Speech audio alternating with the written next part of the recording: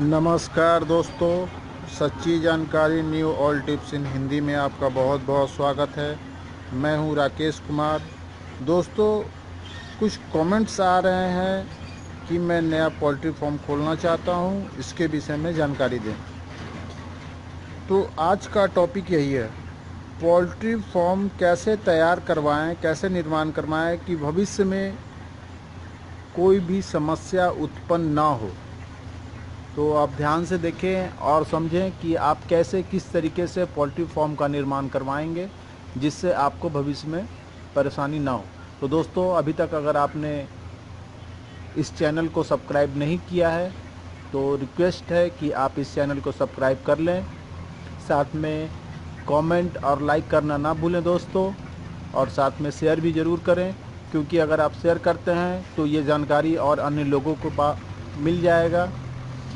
दोस्तों, इस चैनल को सब्सक्राइब करने से आप इस चैनल के अस्थायी सदस्य बन जाएंगे, जो कि बिल्कुल ही निःशुल्क है। कोई भी चार्ज, कोई भी पैसा आपसे नहीं लिया जाएगा और ना ही आपका पैसा कटेगा। तो इसके लिए निश्चिंत रहें दोस्तों, और निश्चिंत होकर के सब्सक्राइब करें। तो मैं आगे आता हूं दोस्तों, पोल्ट्री फार्म के निर्माण के लिए सबसे महत्वपूर्ण चीज़ है जगह का चुनाव करना। जगह का चुनाव आप अगर सही तरीके से करते हैं तो बहुत सारी समस्याओं का समाधान अपने आप हो जाएगा। जैसे अगर आप किसी एकांत जगह में आप पोल्ट्री फार्म को खोलते हैं तो उससे सबसे पहला फ़ायदा तो आपको ये होगा कि वहाँ बिल्कुल चारों तरफ से जब खुला रहेगा तो शुद्ध हवा आएगा, जो कि पोल्ट्री फार्म के अंदर जो आप बॉयलर के लिए, एक चीज़ मैं बताना भूल गया दोस्तों, ये जो मैं आज जानकारी दे रहा हूँ ये आपको बॉयलर चूज़ों को पालने के लिए पोल्ट्री फार्म निर्माण के विषय में है। बॉयलर चूज़ों को पालने के लिए हम लोग जो व्यवस्था करते हैं उसमें सबसे महत्वपूर्ण जानकारी है ये कि आप किस तरीके से विधि व्यवस्था बनाएं जो सर्दी, गर्मी और बरसात तीनों में आप अपने पोल्ट्री को कायदे से चला सकें। तो ध्यान से सुने दोस्तों, सबसे महत्वपूर्ण चीज़ है कि आप एक चूजे के लिए 1.5 स्क्वायर फीट जगह का इस्तेमाल करें।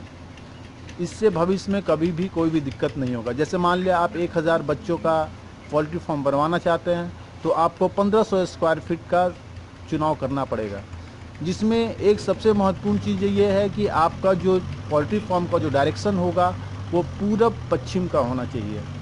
इससे ये होगा दोस्तों कि सूर्य का जो प्रकाश है वो जो, जैसे मान लिया गर्मी का दिन है और सूर्योदय होता है तो डायरेक्ट जो है वो उसका प्रकाश आपके पोल्ट्री फार्म में नहीं आ पाएगा और हीट नहीं हो पाएगा।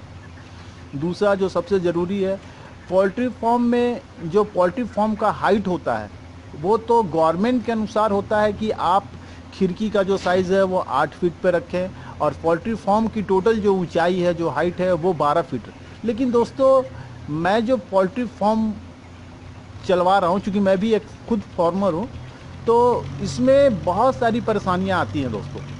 12 फीट अगर हाइट आप करते हैं तो सर्दी के दिनों में उस फॉर्म को हिट करने में बहुत ज़्यादा समस्या आ जाएगा, बहुत ज़्यादा समस्या आ जाएगा, हिट ही नहीं हो पाएगा और चूजे जो है डैमेज होना शुरू हो जाते हैं। तो इसलिए तो मैं तो यही कहूँगा दोस्तों कि आप अपने फॉर्म की जो हाइट है वो 10 फीट से ज़्यादा ना रखें। दूसरा, आप जो खिड़की बनवाएं, जो खिड़की, जिस खिड़की से हवा क्रॉस करे, शुद्ध हवा इन लोगों को मिले, चूज़ों को, वो खिड़की है उसकी साइज़ होनी चाहिए 6 बाई 4, यानी कि हाइट जो है वो 6 फीट होनी चाहिए और उसकी चौड़ाई जो है 4 फीट होनी चाहिए। उसके अनुसार आप डिवाइड कर लें कि कितना जो है हमारे लंबाई चौड़ाई के अनुसार कितना खिड़की आ रहा है, उसके अनुसार आप 6 बाई 4 का तैयारी करवाएं। दूसरा जो सबसे महत्वपूर्ण चीज़ है, आप कभी भी अपने फॉर्म का जो निर्माण करवाते हैं वो स्क्वायर में ना कराएं। स्क्वायर कहने का मतलब ये है, मान लिया सपोज में 100 बाई 100 में आप तैयार करवाते हैं तो इस तरीके का ये फॉर्म जो बनेगा तो उसमें गैस का मात्रा बहुत ज़्यादा हो जाएगा, गैस जो है पूरा निकल नहीं पाएगा। आप कोशिश ये करें कि आप जिस जगह का चुनाव करें उसकी लंबाई ज़्यादा हो। जैसे में अगर सपोज़ तो हमें अगर 1000 बच्चों के लिए पालना है तो हम जो निर्माण करवाएंगे जिस पोल्ट्री फार्म का, उसका लंबाई चौड़ाई इस तरीके से होगा। आप 75 बाई 20 का जगह चुनाव करें। 75 जो आपका होगा वो लंबाई होगा और 20 फुट जो होगा वो चौड़ाई होगा।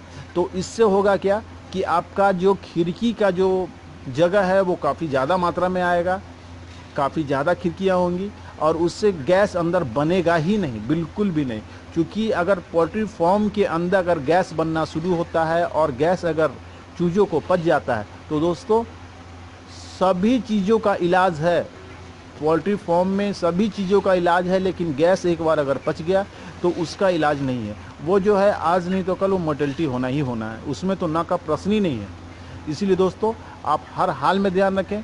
दूसरा जो सबसे महत्वपूर्ण चीज़ है वो ये है कि आप अपने फार्म में जो ऊपर से एल्वेस्टर लगवाते हैं, तो सपोज़ में मान लें कि आप तैयार करवाते हैं, मैं आपको दिखाता हूँ किस तरीके से आप जो निर्माण करवाएंगे वो आपका होगा। आप ध्यान से देखें दोस्तों, ये पोल्ट्री फार्म का बाहर से मैं आपको दिखा रहा हूँ पूरा जगह किस तरीके से चुनाव किया गया है। जैसे देखिए ये पूरा लंबा है इस साइड से, और ऊपर में एल्वेस्टर के ऊपर में डाला हुआ है ऊख के पत्ते का छावनी बना करके, ताकि गर्मी के दिन में ज़्यादा टेम्परेचर अंदर ना बने और सर्दी के दिन में ओस अंदर ना चुए। जिसके लिए आप जो एल्वेस्टर छवाते हैं ऊपर से, उसके ऊपर किसी भी तरीके का, जैसे कि मान लिया आपके यहाँ गन्ने का अगर जो पत्ती आती है वो अगर उपलब्ध है तो उससे छवा सकते हैं, या फिर जो धान की जो पुआल जिसे कहते हैं उसका अगर इस्तेमाल करना चाहते हैं आपके यहाँ उपलब्ध है तो वो भी कर सकते हैं। नहीं तो और जो आपके एरिया में जो चीज़ उपलब्ध है झाड़ टाइप का, उसका आप बनवा करके ऊपर से एक छावनी डलवा सकते हैं। साथ में ऊपर आप जो हाइट जो ऊपर आपका जो सबसे ऊपर जिसको सिरा कहा जाता है, जो दोनों साइड से आप जो छवाएंगे तो जो उसका माथा है उसके ऊपर आप पाइपलाइन बिछवा दें और ऊपर स्प्रिंकलर लगवा दें। स्प्रिंकलर लगवाने से होगा क्या कि गर्मी के दिन में आप उसे चालू करेंगे तो उसमें आपको ऊपर से फुहारा टाइप का जब देगा तो फूस जो है, जो छावनी जो है वो पूरा भीग जाएगा। भीगने से नीचे का जो टेम्परेचर है वो बिल्कुल ही कम कर देगा, जिससे कि काफ़ी ठंडी रहेगी। दूसरा एक चीज़ ध्यान ये देना है कि आप जो डिज़ाइन जो करवाएंगे अपने पोल्ट्री फार्म का, उसमें आप बाहर से इस तरीके से डिज़ाइन करवाएं कि जो आपका एल्वेस्टर का जो साइज़ है, जो बाहर निकला हुआ सिरा है, वो लगभग 8 इंची बाहर निकला हुआ होना चाहिए। उससे ये होगा कि जैसे मैं दिखा रहा हूँ आपको, उससे ये होगा कि पानी जो है वो बाहर की तरफ आएगा, और गर्मी के दिनों में आप जूट के बोरे के उसके ऊपर से अगर आप लगा देते हैं, जैसे कि ये लगाया हुआ है यहाँ पे, उसके ऊपर से आप लगा देते हैं तो पानी जब ऊपर से स्प्रिंकल से चलेगा और जब पानी गिरेगा नीचे तो उस टाँट के बोरे पे गिरता हुआ नीचे आएगा। नीचे आने से वो पूरा जो टाट का जो बोरा है वो पूरा भीग जाएगा और इधर से हवा जो क्रॉस करेगा जिसके वजह से फॉर्म को बिल्कुल ही ठंडा कर देगा। दूसरा, गर्मी के दिनों में सबसे खास चीज़ एक चीज़ ध्यान दिया जाता है, वो ये है कि आप नीचे वाले पोर्शन में ये देखिए, ये यहाँ पे ये अलग से बोरा लगाया हुआ है, ये पोर्शन पे ये अलग से बोरा लगाया हुआ है, ये देखिए नीचे का पोर्शन है। आप यहाँ से इस तरीके से एडजस्ट कर सकते हैं पूरे फॉर्म में, यानी आधा आधा पे लगाना, हाफ पे। एक जो जूट का बोरा ऊपर से लगाएं, एक जूट का बोरा आधा पे लगाएं। अगर ज़्यादा तेज़ हवा चल रहा है तो नीचे का जूट का बोरा गिराना पड़ता है, क्योंकि ज़्यादा अगर जो चिक्स हैं उन लोगों को अगर ज़्यादा हवा अगर मिलेगा तो भूसी उड़ना शुरू हो जाएगा, फीडर उधर उधर हिलना शुरू हो जाएगा, वो भागना शुरू कर देंगे। तो इस चीज़ का ध्यान रखना बहुत ज़रूरी है। दूसरा जो सबसे महत्वपूर्ण है वो ये है कि आप जो फॉर्म का निर्माण करवाएंगे वो आपका जो ज़मीन का लेवल रहेगा उससे कम 1.5 फीट ऊपर हाइट होना चाहिए। 1.5 फीट ऊपर हाइट होने से आपको ये होगा कि जो बारिश के दिनों में ज़मीन से जो नमी आती है वो आपके फॉर्म में नहीं आएगा। सबसे ज़रूरी चीज़ यही है दोस्तों। अब जो मैं बता रहा हूँ उसे आप ध्यान से देख समझें। आप जो अपना खिड़की का जो साइज़ इस्तेमाल करेंगे उसमें कोशिश करें दोस्तों कि जो जाली लगवाएं वो बहुत ही ज़्यादा बड़ा साइज़ का ना हो। जैसे मैं दिखा रहा हूँ आपको, ये देखिए ये जाली का साइज़ है।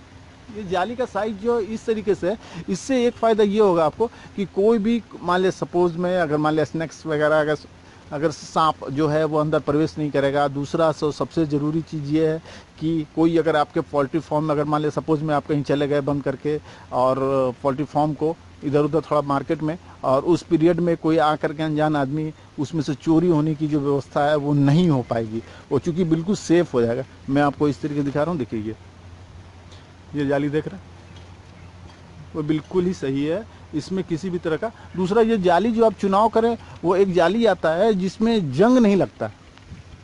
अगर वो ऐसा वैसा जाली अगर आप इस्तेमाल करते हैं तो काफ़ी लंबा समय तक चलेगा। अब मैं अंदर की तरफ दिखा रहा हूँ। ये देखिए अंदर में ये जो एल्वेस्टर जो लगाया हुआ है उसमें देखिए पाइप से छाया हुआ है, और छाने के बाद ये खिड़की का साइज़ है जो कि बाहर से टाट लगाया हुआ है, जूट का बोरा लगाया हुआ है, वो इस तरीके से है। ध्यान से देखें आप, चूँकि गर्मी का दिन है जिसके वजह से ये बाहर से बोरा लगाया हुआ है, भीगा हुआ है, हवा जो आ रही है अंदर वो ठंडी आ रही है। दूसरा जो सबसे महत्वपूर्ण चीज़ है पोल्ट्री में वो ये कि आपके पोल्ट्री फार्म में रोशनी पर्याप्त रूप से रहना चाहिए। क्योंकि दोस्तों देखिए, बॉयलर मुर्गा का जो पालन होता है मांस के लिए होता है, और उसमें जो सबसे ज़रूरी चीज़ होता है वो है वेट, वज़न। और अगर वज़न ही नहीं आएगा तो फिर हम लोगों का पालन करना बेकार हो जाएगा। क्योंकि अगर चिक्स जो है फीड खाएगी और वज़न ही नहीं दे पाएगी तो उसमें तो हम लोगों को प्रॉब्लम होगा ही। तो इस चीज़ का खास ध्यान रखना है कि हवा और रोशनी पर्याप्त रूप से पोल्ट्री फार्म के अंदर आना चाहिए। ये ध्यान बहुत ही रखना ज़रूरी है दोस्तों। दूसरा जो सबसे ज़रूरी है, जो आप अपने यहाँ लाइटिंग का व्यवस्था करेंगे वो इस तरीके से करेंगे कि परछाई एक दूसरे के ऊपर ना आए और वो रोशनी को कम ना करे। आप गैस निकालने के लिए दोनों साइड में एग्जॉस्ट फैन का इस्तेमाल कर सकते हैं। जैसे मान लीजिए लंबाई आपका 75 है तो आप पूरब साइड में एक एग्जॉस्ट फैन बड़े वाला लगा सकते हैं। उसके बाद फिर आप दूसरे साइड में भी ये एग्जॉस्ट फैन लगा सकते हैं। ये एग्जॉस्ट फैन चल रहा है दोस्तों, ध्यान से देखें, एग्जॉस्ट फैन चल रहा है, गैस जो निकल रहा है।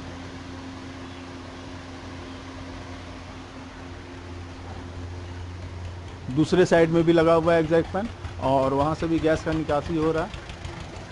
फॉर्म के अंदर गैस ना बने, जिसके वजह से ये व्यवस्था किया गया है। क्या दोस्तों, अब एक जो सबसे ज़रूरी चीज़ है वो आप ध्यान से सुने दोस्तों।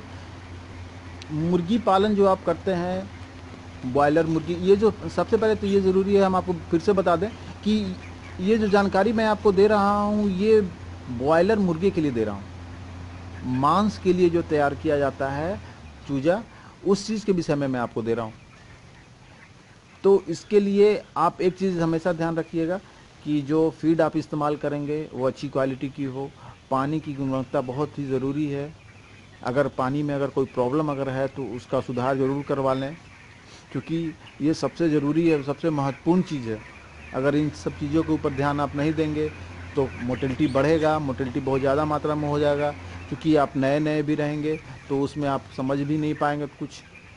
बहुत सारी ऐसी प्रॉब्लम होती हैं जो समझ में नहीं आता स्टार्टिंग तौर पे, तो उस समय आपको प्रॉब्लम होगा। तो दो चीज़ों का अगर आप ये ख्याल रखते हैं तो आप बिल्कुल ही सही तरीके से फार्मिंग कर सकते हैं और बहुत ही अच्छा मुनाफा कमा सकते हैं दोस्तों।